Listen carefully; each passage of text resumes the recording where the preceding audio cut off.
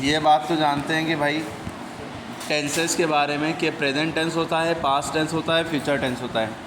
Present tense में क्या होता है लगा होगा, पास्ट टेंस में क्या होता है था लगा होगा, फ्यूचर टेंस में गा गी गे लगा होगा आखिरी में। जैसे वो पढ़ता है, वो पढ़ता था या वो पढ़ेगा, है ना। है लगा है तो प्रेजेंट टेंस, था लगा है तो पास्ट टेंस, गा लगा होगा तो फ्यूचर टेंस। अब टेंस होता है एक नॉर्मल ट्रांसलेशन होता है, दोनों में फ़र्क होता है। टेंस और नॉर्मल ट्रांसलेशन में फ़र्क होता है। टेंस उस चीज़ को कहते हैं जिसमें वर्ब हो, जिसमें क्या हो, वर्ब हो, यानी एक्शन वर्ड हो, यानी डूइंग वर्ड हो, यानी कि कोई काम हो रहा हो। जैसे आयरा पढ़ रही है, तो क्या काम कर रही है, पढ़ रही है। तो जिसमें पढ़ना, ये पढ़ना वर्ब है, सोना वर्ब है, खेलना कूदना हंसना रोना, ये सब वर्ड होंगे, वो टेंस में आ जाएगा। ठीक है। आयरा पढ़ रही है प्रेजेंट टेंस है, प्रेजेंट कॉन्टीन्यूअस टेंस है, और आयरा पढ़ रही थी पास्ट कॉन्टीन्यूअस है, आयरा पढ़ेगी फ्यूचर टेंस है, या पढ़ रही होगी तो फ्यूचर कॉन्टीन्यूअस है ना। तो इसमें पढ़ना, खेलना, यारा खेल रही है, बच्चे खेल रहे हैं, तुम हंस रहे हो, वे रो रहे हैं, है ना। तो ये सब टेंस हैं क्योंकि इनमें वर्ब है। एक नॉर्मल ट्रांसलेशन होता है, जैसे मेरा नाम आमिर है, तो ये टेंस नहीं है, ये नॉर्मल ट्रांसलेशन है ना। मेरा नाम आमिर है, मेरा नाम आमिर था, मेरा नाम आमिर होगा, ऐसा थोड़ी ना है। हम अगर कुछ काम कर रहे हैं, मैं पढ़ा रहा हूँ तो ये टेंस में आ गया। मैं खेल रहा था, ये टेंस में आ गया। हाँ, ये नॉर्मल ट्रांसलेशन जिसमें आपको कंडीशन वगैरह दी गई हो, सिचुएशन हो, है ना। जैसे मैं एक टीचर हूँ, तो ये कोई टेंस नहीं है, ये कोई टेंस नहीं है, ये खाली एक सिंपल सी बात है, मेरी प्रेजेंट टाइम पे क्या कंडीशन, मैं एक टीचर हूँ। ठीक है, तो समझ में आ रही बात। तो I am a teacher, simple सा वर्ड टू वर्ड इंग्लिश लिख दी जाती है जिसमें कोई वर्ब ना दिखाई दे, word to word English. I माने मैं, एम, आई के साथ एम लगता है, क्यों, आखिरी में हूँ लगा है। आई एम अ टीचर, क्यों, मैं एक टीचर हूँ की इंग्लिश होती है एम, तो आई एम, एक की इंग्लिश होती है ए, टीचर माने टीचर। ठीक है। इसी तरह मैं एक विद्यार्थी हूँ तो आई एम अ स्टूडेंट। ठीक है। तुम एक विद्यार्थी थे, यू वर अ स्टूडेंट। ठीक है। तुम एक किसान हो, यू आर अ फार्मर। ठीक है। अच्छा, इसी में यहाँ पे एक बात याद रखिए, अफर्मेटिव सेंटेंस इसी कहते हैं जो पॉजिटिव हों, जिसमें सिंपल से ये बात चल रही हो कि मैं हूँ, मैं एक स्टूडेंट हूँ, तो ये अफर्मेटिव सेंटेंस है। लेकिन अगर मैं कह दूँ कि मैं एक विद्यार्थी नहीं हूँ, तो ये कहलाएगा निगेटिव सेंटेंस। क्या कहलाएगा, निगेटिव सेंटेंस। तो पॉजिटिव और निगेटिव में फ़र्क समझ में आ गया। निगेटिव सेंटेंस की एक ख़ास बात है, उसमें नहीं लगा होगा। क्या लगा होगा, नहीं। जैसे मैं लंबा नहीं हूँ, तो आई एम नॉट टॉल, क्या हो जाएगा, आई एम नॉट टॉल। वो गरीब नहीं है, ही इज़ नॉट पुअर, वो गरीब नहीं है। वो की इंग्लिश होती है ही, है की इंग्लिश होती है इज़, तो ही के तुरंत बाद इज़ आ जाएगा। ठीक है, ये याद रखिएगा। हम अगर पहले वर्ड से शुरुआत कर रहे हैं तो पहला वर्ड लिखने के बाद तुरंत हम कहाँ पे चले जाते हैं, लास्ट वर्ड पे। वो गरीब नहीं है, वो पहला वर्ड है, वो की इंग्लिश हमने ही लिख दी, और है लास्ट में लगा है, तो ही के तुरंत बाद इज़ लगेगा, ही इज़। अब इधर से वापस आएंगे, नॉट नहीं लगा है तो नॉट की लिखी इंग्लिश, फिर गरीब लिखा है तो गरीब की इंग्लिश लिखी पुअर। ठीक है, क्लियर हो गई बात। जैसे ये लड़की अंजना है, अंजना नहीं है, या ये लड़की मारिया नहीं है, तो ये लड़की को कहेंगे दिस गर्ल। ये पूरा एक सब्जेक्ट हो गया, दिस गर्ल, और है पे आ जाएंगे, डायरेक्ट लास्ट में आ जाएंगे हम लोग। This girl is not Anjana, या this girl is not Maria. तुम बीमार नहीं हो, बताइए, तुम की इंग्लिश हो गई भाई यू। सबसे पहले हमने यू की इंग्लिश तुम की इंग्लिश लिख दी, फिर आखिरी में हो वर्ड है, हो की इंग्लिश होती है आर, तो यू के तुरंत बाद क्या आ जाएगा, are. You are not ill. अब आपको यहाँ पे ये बात समझनी है कि हो की इंग्लिश या तो याद कर लिए, हो की इंग्लिश होती है आर, हैं की इंग्लिश होती है आर, है की इंग्लिश होती है इज़, हूँ की इंग्लिश होती है एम। तो जहाँ पे ये होगा उसके अकॉर्डिंग हम चीज़ें लगा देंगे।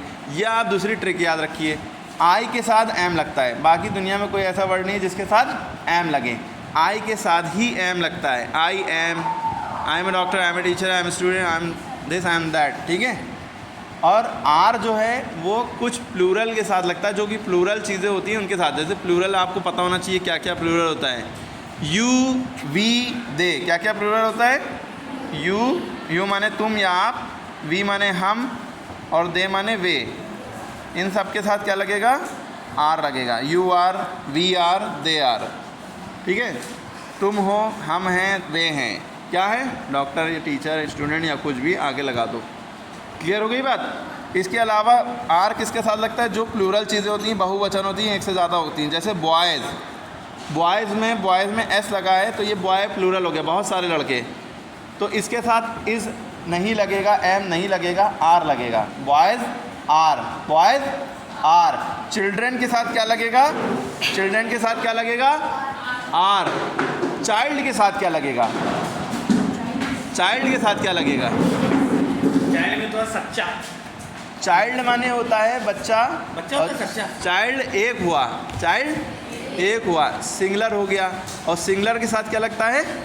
इज़। लेकिन चाइल्ड का प्लूरल क्या होता है? Childs, children. चलो ये ना सोचिएगा, चिल्ड्रन के साथ, चिल्ड्रन जो है आपका ये प्लूरल हो गया। अब इसके साथ क्या लगेगा? आर। क्या लगेगा? आर। ये बात आपको याद रखनी है। चाइल्ड के साथ इज़ लगेगा, चिल्ड्रन के साथ आर लगेगा। और कभी भी चिल्ड्रंस नहीं होता है, चिल्ड्रन में कभी एस नहीं लगता है। हाँ, अपॉस्ट्रॉफी एस लगता है, वो चिल्ड्रंस डे के लिए होता है, बच्चों का दिन, है ना। लेकिन चिल्ड्रन में खाली एस नहीं लगा सकते, ये गलत हो जाएगा, क्योंकि चिल्ड्रन अपने आप में एक प्लूरल है, तो उसके साथ आर लगेगा। क्लियर हो गई बात? अब उसके बाद आती है बात इंट्रोगेटिव सेंटेंस की। किसकी? इंट्रोगेटिव सेंटेंस उसे कहते हैं जिसमें क्वेश्चन पूछा जाता है, जिसमें लास्ट में क्या लगा होता है? क्वेश्चन मार्क लगा होता है। क्या लगा होता है? Question mark. और इंट्रोगेटिव सेंटेंस भी कई तरह के होते हैं। एक होता है येस और नो वाले, क्या तुम पढ़ते हो, क्या तुम खेलते हो, क्या तुम हंसते हो, क्या तुम रोते हो। तो ये जो क्या से शुरू होंगे, ये जो क्या से शुरू होंगे, ये यस नो वाले होते हैं। हाँ या ना में आंसर दो। क्या तुम धनी हो यानी अमीर हो? हाँ मैं अमीर हूँ, या नाम नहीं मैं अमीर नहीं हूँ। यस और नो वाले जो होते हैं वो एक तरह के इंट्रोगेटिव सेंटेंस होते हैं। अब इसमें आपको समझना ये है कि जैसे क्या मैं धनी हूँ, तो ये क्या की इंग्लिश यहाँ पे हो जाएगी एम। ये किसके अकॉर्डिंग हुई? क्योंकि हूँ लगा है, हूँ की इंग्लिश होती है एम, इसलिए इस क्या की इंग्लिश एम हो गई। अब आप सोचेंगे सर व्हाट माने क्या होता है? व्हाट माने क्या होता है? लेकिन वो वर्ड जब बीच में आए, तुम क्या करते हो, तब व्हाट डू यू डू, तब व्हाट आएगा। अच्छा, इतने बड़े इंग्लिश पढ़ा लगा बट माने लेकिन, व्हाट मीन्स क्या होता है बताओ? व्हाट मीन्स क्या होता है, बट माने लेकिन ही होता है, ठीक है। हम आपसे पूछ रहे हैं। अच्छा, व्हाट मीन्स लेकिन, तो व्हाट मीन्स क्या होता है? अब आप सुनिए, व्हाट मीन्स भी क्या ही होता है और बट माने लेकिन होता है। लेकिन अगर आप इसको दूसरे सेंस से समझें तो हाउ एवर एक वर्ड है, हाउ एवर माने लेकिन होता है। अगर सर की बात अगर हम काटें ना, तो लेकिन की इंग्लिश हाउ एवर भी होती है, HOW हाउ EVER एवर। और व्हाट माने क्या होता है, ठीक है। क्लियर हो गई बात? तुम्हारी माता जी कहाँ हैं? तुम्हारी माता जी नहीं रह गई हैं, जल के बाद भी वो पढ़ाया था। तुम्हारी माता जी कहाँ हैं? तुम्हारी माता जी कहाँ हैं बताओ? पुराना भी नहीं पूरा, काहे नहीं पूरा दीदी,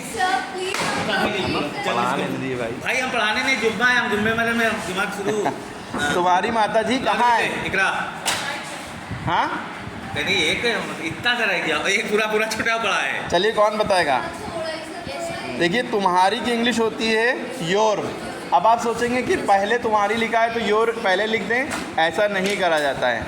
अब इसमें हम ढूंढेंगे क्वेश्चन वर्ड क्या है। क्वेश्चन वर्ड यहाँ पे कहाँ लिखा है, क्या है? कहाँ। तो जब भी सवाल वाले शब्द कब, कहाँ, कैसे जब बीच में आते हैं या कहीं पे आते हैं, शुरू में ना आए, तो उनकी इंग्लिश सबसे पहले लिखी जाती है, तो वेयर लिखेंगे, ठीक है। अब हमने बताया हैं कि इंग्लिश आर होती है, लेकिन यहाँ पे जो हैं रेस्पेक्ट के लिए यूज़ हुआ है। तुम्हारी माता जी कहाँ है, ये गलत बात है, बड़ों की रेस्पेक्ट होती है। तो ये जब रेस्पेक्ट वाला वर्ड हो, बड़ों के लिए यूज़ हो, तो इस हैं की इंग्लिश इज़ हो जाती है। तो वेयर इज़, वेयर इज़ तुम्हारी माता जी, your mother, where is your mother. Clear है?